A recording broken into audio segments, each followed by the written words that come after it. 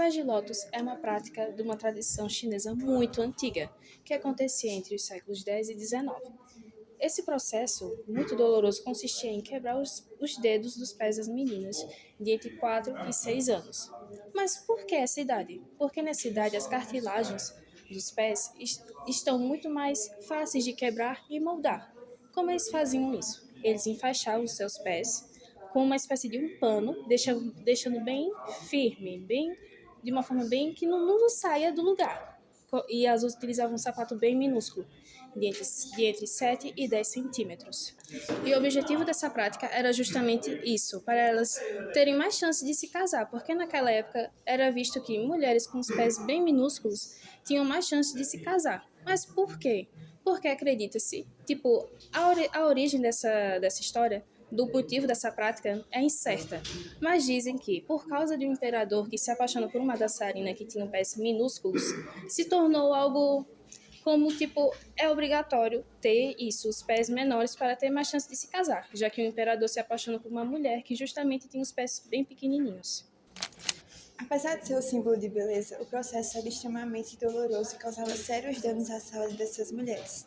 Durante anos, elas eram obrigadas a usar faixas apertadas para dobrar os seus pés, o que causava sérias deformações permanentes. E isso tinha um custo muito alto para o corpo dessas mulheres, pois, embora às vezes fosse visto apenas como um valor, essa prática, na verdade, envolvia muito sofrimento físico. Mas a questão é, quais são as virtudes dessa prática? Para muitas pessoas daquela época, os pés de lótus eram um sinal de beleza e elegância.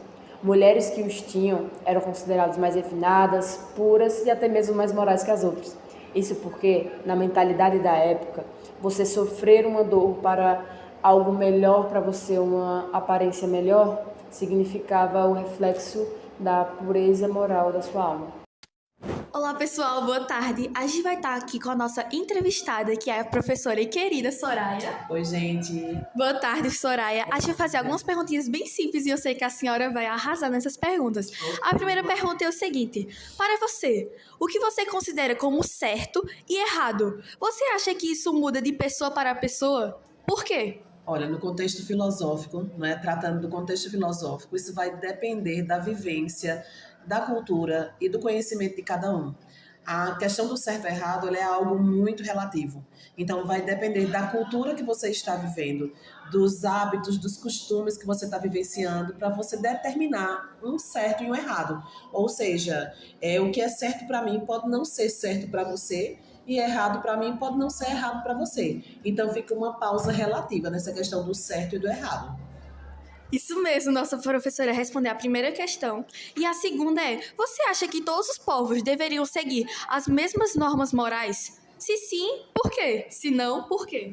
Olha, eu acredito que não, pois cada povo ele teve uma construção, uma estrutura histórica diferenciada.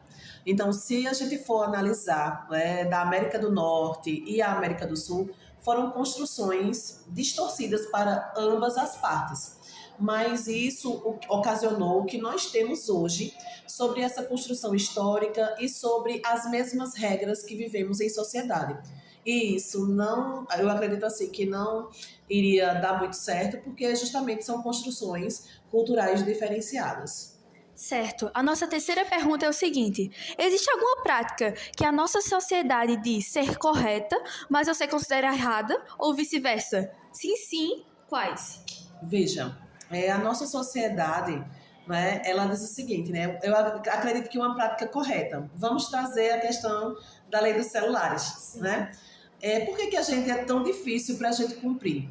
Porque a gente não conhece o que é uma norma federal. Então, a grande maioria das pessoas que estão envolvidas nesse contexto não conhece o que é uma norma federal. Bom, eu acredito que é uma norma certa, porém, a sociedade, uma grande parcela da sociedade, que são os estudantes, eles vão acreditar que está errado, né? Mas é só a gente entrar no contexto que para uma regra, uma lei, ela acontecer, ela precisa de um estudo, ela precisa de um estudo de caso, ela precisa de algo que certifique, que legitime ela para que ela seja promulgada.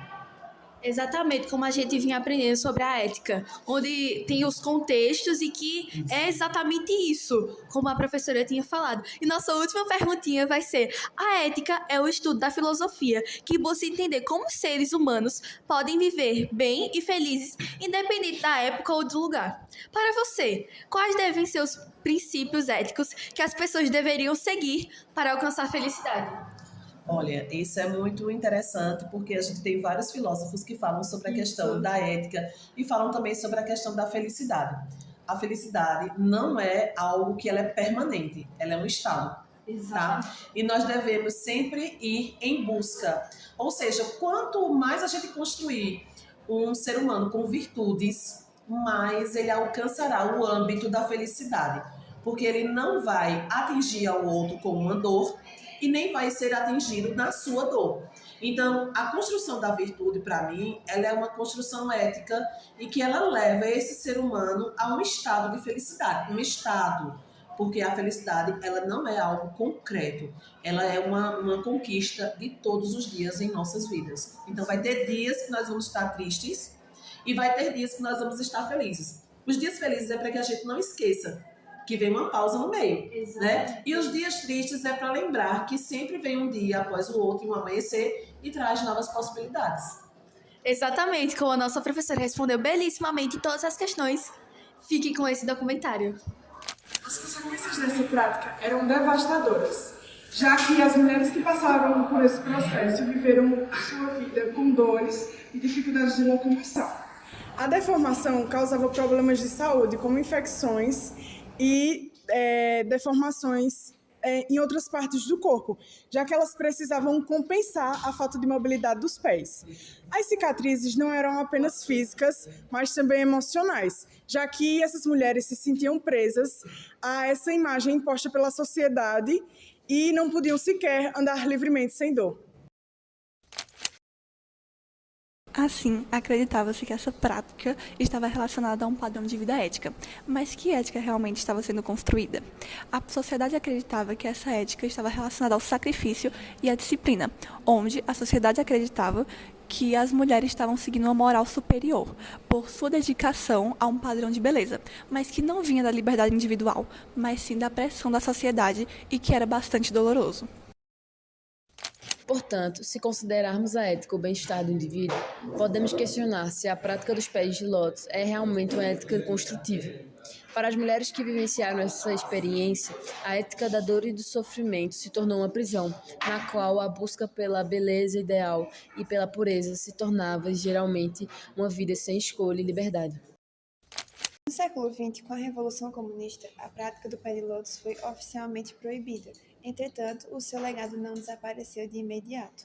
As mulheres que passaram por esse processo continuaram a carregar não só as cicatrizes físicas, mas também o peso de uma tradição que foi desafiada e que ainda deixa marcas na história da China. Embora essa prática, hoje em dia, seja considerada proibida, é muito bom refletirmos sobre o que isso quer nos dizer do que era belo, do que não era belo.